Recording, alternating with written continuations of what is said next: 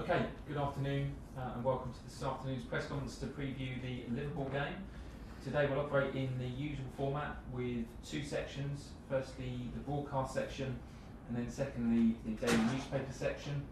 A reminder that after the game tomorrow night, we will preview the Everton game on Monday, and there won't be another press conference this week. So we'll begin today's with Aidan McGee, Sky Sports News. Thanks, Adrian. Good afternoon, Thomas. Could you give us a bit of injury news, please, if possible? How is Thiago Silva and the latest on Callum Hudson-Odoi as well? Callum is no issue at all. He was training full with the team yesterday, and Thiago made his first training with the team, but did not finish the last exercise, so not of any pain or something, just to be aware of taking no risk. So I assume he is in training today, but he's not at 100%, so he will not join the squad yet for Liverpool. Everybody else is available. Tammy has some problems yesterday on the ankle again, so let's see how this works out today. So Tammy Abraham wasn't in the 18 for the United game. What does he have to do to become a successful player within your plans, and is he capable of reaching the level that you as a coach require of him? Yeah, I think so, and this is my job to push him to his limits, and we will not stop doing this and supporting him. It was a tough decision, but it's when everybody comes back now, and with Thiago Silva coming back and hopefully nobody injured, we have these decisions to make. This is a part of my job, which I do not like, and at the same time I like it because it means that we have everybody available, and then you have to take these decisions, which we communicate normally clearly. We have to cut it down to 18 players in the field, so it's in the end also not always a punishment or a signal for a player that it's not enough. In this case it was actually exactly like this. It was not a signal or punishment. It was just a choice from alternatives on which position, who starts, who can come from the bench, and yeah, he lacks a little bit of luck, Tammy, not only in the games but also in training. And once the last touch comes back and he's fighting hard for it, he will stay a player that we will push forward. The record of visiting teams to Anfield recently, we saw Brighton win there, Burnley, Manchester City, Everton, even West Brom managed to get a point. Should there be a reasonable expectation that you at the very least have a very, very good chance of winning this game? We have always a chance to win any game, because we have self-confidence, we have good shape, we have everything what it needs to win against everybody and to be a tough opponent. At the same time, you can always lose games in Premier League and in all competition that we play, because it's the toughest competitions that you can face. So I'm pretty relaxed about that. Of course, I'm pretty sure that Liverpool miss their fans like we miss their fans. I know from experience, and you know maybe even better than me, what an impact the crowd at Anfield can have on their team. And yeah, they dropped points, sometimes deserved, but many times also not deserved. And there was also a streak of very unlucky results. It is one of the strongest teams in Europe. They proved this again in Leipzig, one of the best managers in Europe. They have there's no doubt about it, but we are confident enough to go there and prepare ourselves what we have to do to win. And this is nothing else but a top A-level performance.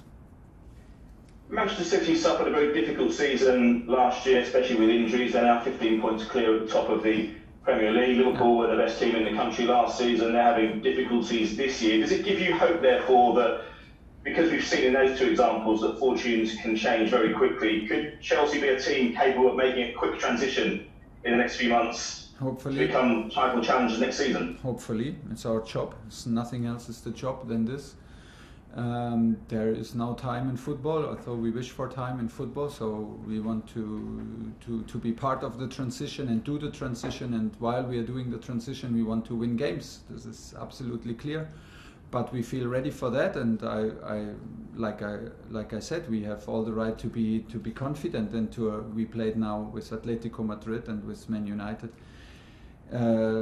two big opponents. We had two good performances. We are absolutely able to compete on that level, super close games, and we are always ready to win these games, and this is why we are here, to create that spirit and to bring out that talent and that quality, and the team is doing that. And it was an unbelievable run from Manchester City.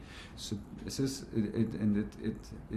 these are strange times, and the results are a bit strange in terms of Corona and no spectators. So it has an effect clearly on the results, and everybody is suffering in the same way.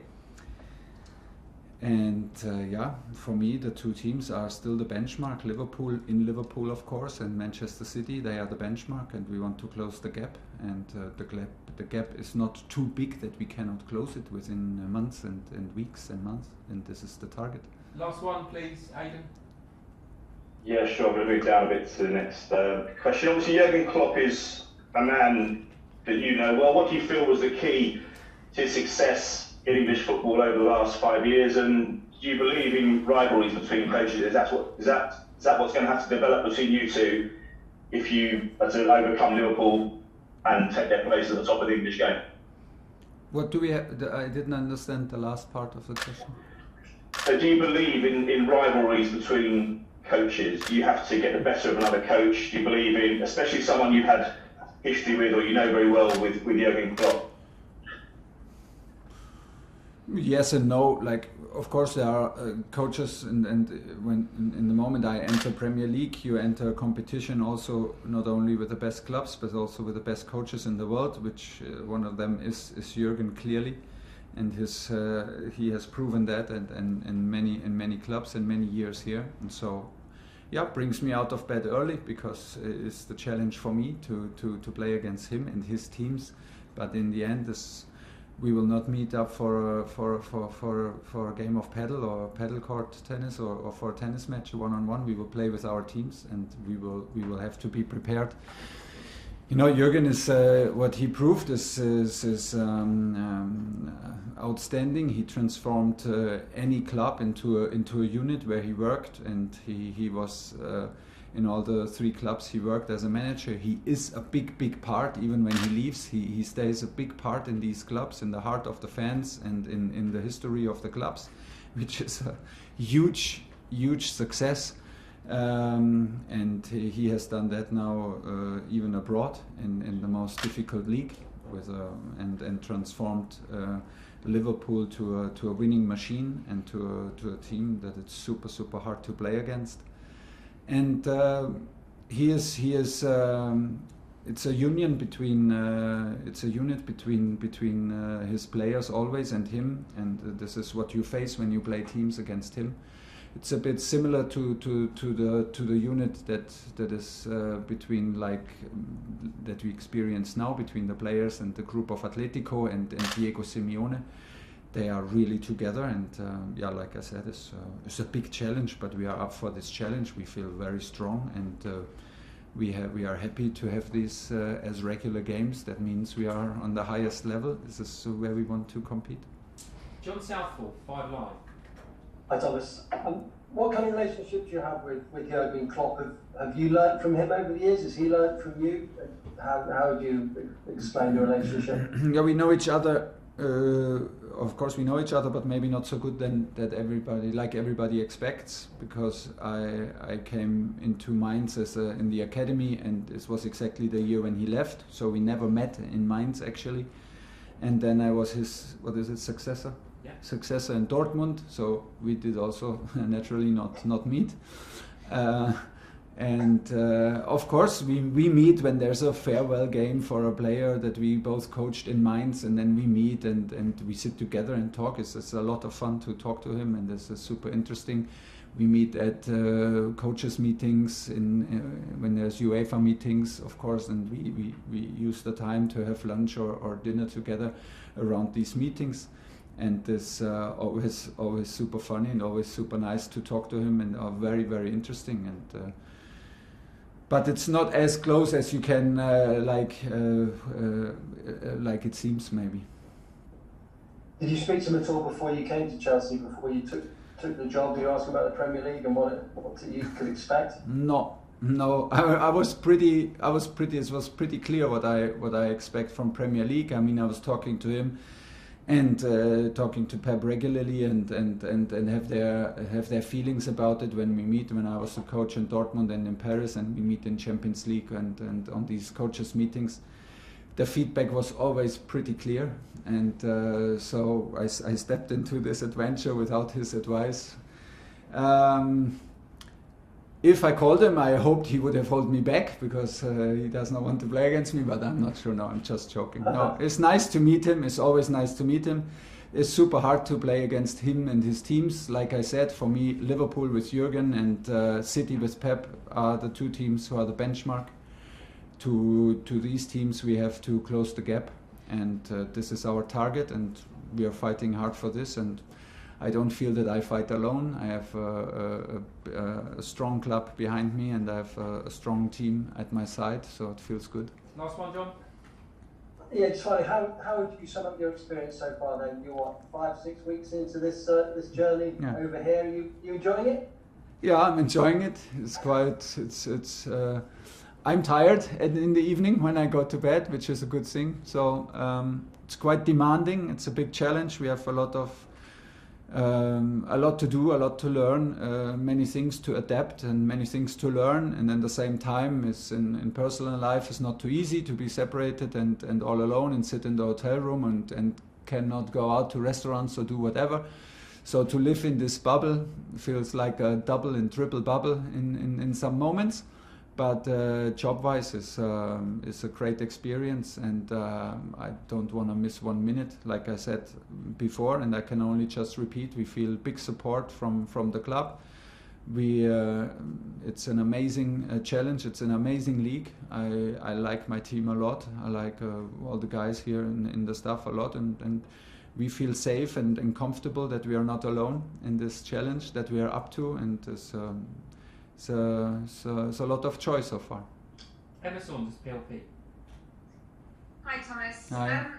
With Chelsea 5th, Liverpool 6th, just the 1 point between you at the moment, do you see this game as being quite pivotal in the race for the top 4? We know about the constellation, but we know also that we have still 12 matches to go, so it will not, no matter what result we get out of tomorrow, it will not be the end of the race for the top 4. But like you said, it is a big importance, and it is a big importance also in which way we play this. I hope we can show up in the same mentality and in the same attitude like we faced all the tough challenges we had so far, and there were quite a lot. So this week brings it up quite to the highest level you can imagine, with Atletico, Man U, Liverpool and Everton in the race for Champions League, and of course in the race for the top 4. And this race will go, for my opinion, this race will go on until till just the end of the 12 games we have to play. But tomorrow, I agree with you, is a very important fixture. We have the chance to keep them on distance, and this is what we're up for. Just one more from me. Yeah. How much are you looking forward to taking your Chelsea team to Anfield? You know, when you look back on your decision to take the job as head coach, was it these kinds of opportunities, these kind of challenges you were looking forward to the most? Yeah, absolutely. These are the fixtures like the London Derby, and now taking the team to Anfield and playing these games as regular games and not Champions League games, because they feel like Champions League games. This is what you do not, normally you don't dare to dream of when you're a player like me and not on the highest level. Normally you watch these games, the normal thing is to watch these games on TV and be excited, and this is what I would do normally now.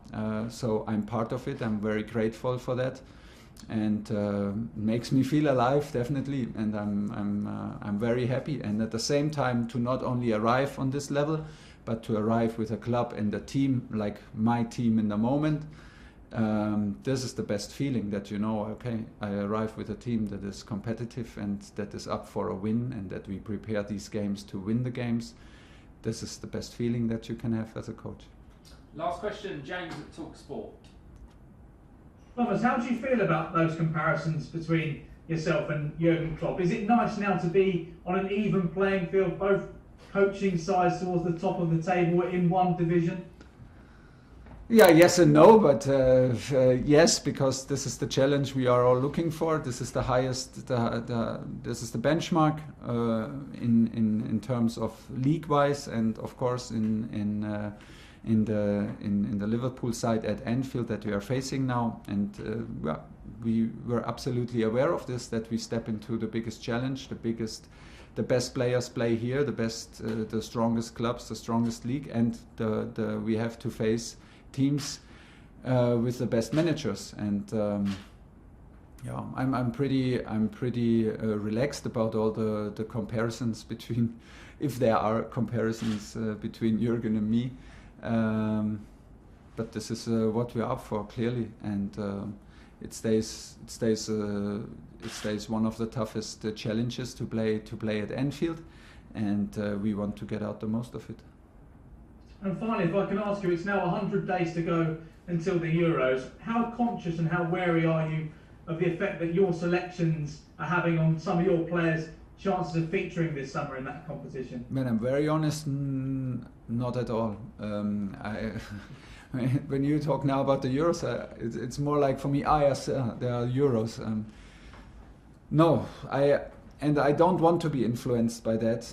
I know very well that the players have personal interests, and this is absolutely okay. And I hope they fight for their personal interest. I really hope they give out their very best, and their personal interest is to be on the pitch for Chelsea, and hopefully also to be on the pitch for their national team that shows their ambition, that shows their quality. But my job as a manager from Chelsea, I cannot be influenced by a decision that has maybe an impact on the national coach's decision or on the player's future with his national team. Honestly, to be very honest, I like to play them here, everybody, and then they can all stay with me during the summer, do a relaxed vacations, and come for pre-season. This would be my personal choice, but this will not happen. So I'm aware of it, but not in the way that it can influence my choice. My choices are made to win games with Chelsea and nothing else. Okay, that's the end of the broadcast section. So